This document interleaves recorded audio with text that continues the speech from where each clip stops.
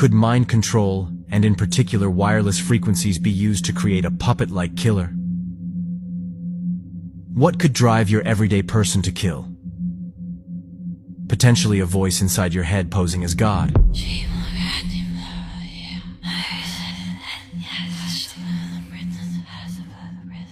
We know, after all, that weapons that can beam voices into the mind wirelessly exist and are unironically called voice of God weapons. Wired has published several articles on voice-to-skull technology, also reporting the U.S. Army pulled down the site detailing the capabilities of these weapons. There have been many mass murders where the perpetrators have said they heard voices. Of course, these killers are written off as schizophrenic. But what if there's more to it? In 2003, in a small Texas town, Deanna Laney, a deeply religious mother, tragically took the lives of 2 of her young sons and gravely injured another, believing she was following the voice of God.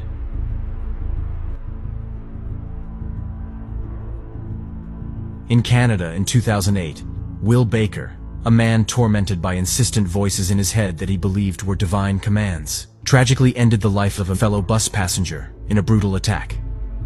Baker later claimed that his voices had told him he was the 3rd chapter of the Bible, and he was to guard Earth against an alien attack. In the secure confines of the Washington Navy Yard in southeast Washington, D.C., troubled IT contractor Aaron Alexis, tormented by insidious voices he believed were emanating from extremely low-frequency government mind control devices, tragically ended the lives of 12 innocent civilians and wounded 3 others in a chaotic rampage, before being fatally shot by responding police. The Navy Yard shooting, the warning signs were there. ABC News has learned that shooter Aaron Alexis was kicked out of Navy housing just weeks before his rampage because he was raving about voices in his head. Law enforcement sources tell ABC News Aaron Alexis abruptly left a Newport, Rhode Island Navy barracks after constantly complaining that noises were coming out of his linen closet. During roughly the same time frame, Newport Naval Station police were warned by local authorities that Alexis was hearing voices and feared he was under constant surveillance by shadowy figures. As disclosed by the FBI at the time, Alexis had engraved my ELF weapon on his gun, and they had retrieved writings where Alexis said an ultra-low frequency attack is what I have been subjected to for the past 3 months. And to be honest, it is what's driven me to this. In the town of Colchester in England, troubled teenager James Fairweather, haunted by commanding voices, tragically ended the lives of 2 vulnerable strangers in brutal stabbings in March and June 2014. He told police his voices were demanding a human sacrifice and were laughing as he was carrying out the 2 murders. And I saw him. It was laying on the grass. Like that. It was like, just fast asleep, where he was drunk. Went up to him. Stood over like that. Like that. Him first there. And I've done it a few times. While I was doing that, my voices were laughing and laughing and laughing louder and louder. So my voices were talking to me. You need to make a sacrifice, or we're going to come and get you. You need to do it. In January 2017, at an airport in Florida, troubled Iraq War veteran Esteban Santiago, tormented by relentless voices in his head urging him to commit acts of violence, tragically ended the lives of 5 innocent travelers and wounded 6 others in a sudden rampage. Santiago had visited the local FBI to report that his mind was being controlled by a U.S. intelligence agency and that the CIA had been making him watch ISIS videos, presumably in his head. In Maine in 2023, troubled Army reservist Robert Card, tormented by relentless voices mocking and ridiculing him, tragically ended the lives of 18 innocent people and wounded 13 others in devastating attacks on a bowling alley and a bar, before taking his own life 2 days later.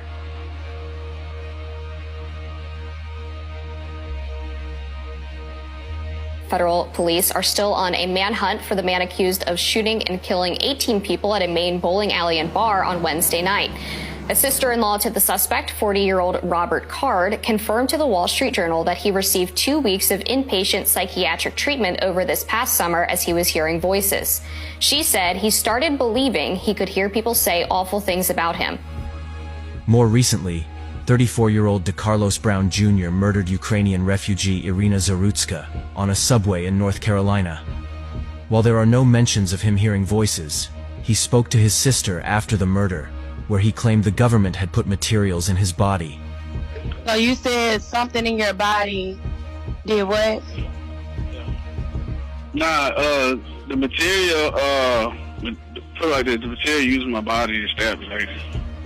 While there's no way to prove any of these murders were the result of V2K or psychotronic neuroweapons, for targeted individuals, the details of each case are striking. There are, however, 2 incidents where the shooters have been self-identified targeted individuals.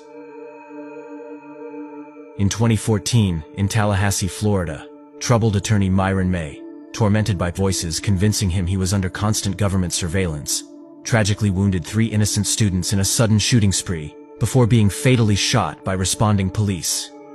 Before the shooting, May emailed videos and letters to contacts outlining his belief in being a targeted individual. It's with a heavy heart that I am in front of you now, kind of my last words. You see, I am a victim of covert harassment and electronic harassment and gang stalking. I'm what's called a targeted individual. As sick as this may sound, I've even had stalkers follow me into church. I would hear voices in my apartment explaining what it was that I was doing. If I went to the kitchen, they'd say stuff, oh, he's headed to the kitchen now. Or if I went to the bathroom, they'd like, oh, he's headed to the bathroom. We are subjected to torture daily. Father, I ask that you forgive me my sins, all my past sins, all my present sins, and all my future sins. Less than a week before the shooting, May asked on Facebook, "Has anyone ever been encouraged by your handler to kill with a promise of freedom?"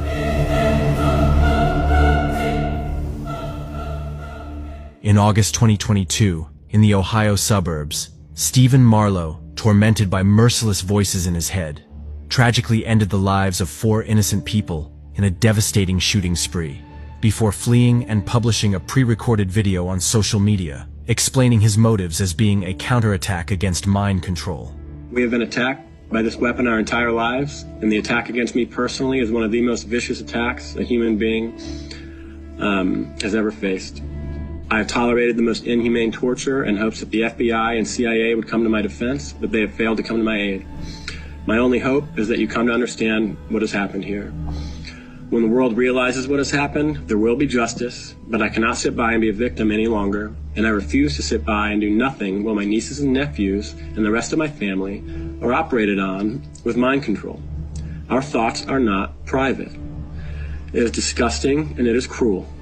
I will be launching the first counterattack against mind control in human history. I want to be very clear, this will not be an active shooting event. I will be executing some of the people responsible for activating shooters. If I can help another targeted individual fight back against telepathy, then the sacrifice will be well worth it. The most horrific weapon ever made is being used on human beings, and if you ever learn the truth, you will understand what I did here to protect myself and my family. Get this out to other TIs, other voice hearers, so the world has a chance to fight back. To my family, especially my nieces and nephews, I want you to understand that what I do here, I do for your future, and hope that you can live a life free of mind control. If the subject doesn't know they're under attack, a weapon that wirelessly projects voices directly into their mind could be influential, especially if the voice is posing as God, or promising freedom in exchange for a human sacrifice. Are wireless frequencies and directed energy weapons being used to drive people to commit acts of violence? And if so, to what end? Repetitive messaging through people who are highly suggestible, this is a CIA term, can be converted into mass murders or mass shooters. It is my personal opinion that the CIA is still doing this. People say mind control. Like, I don't imagine that somebody can shoot a beam into your head right now and make you do something specifically. I think of it more as manipulations, and some people are more susceptible to those manipulations than others. Somebody asked me, why would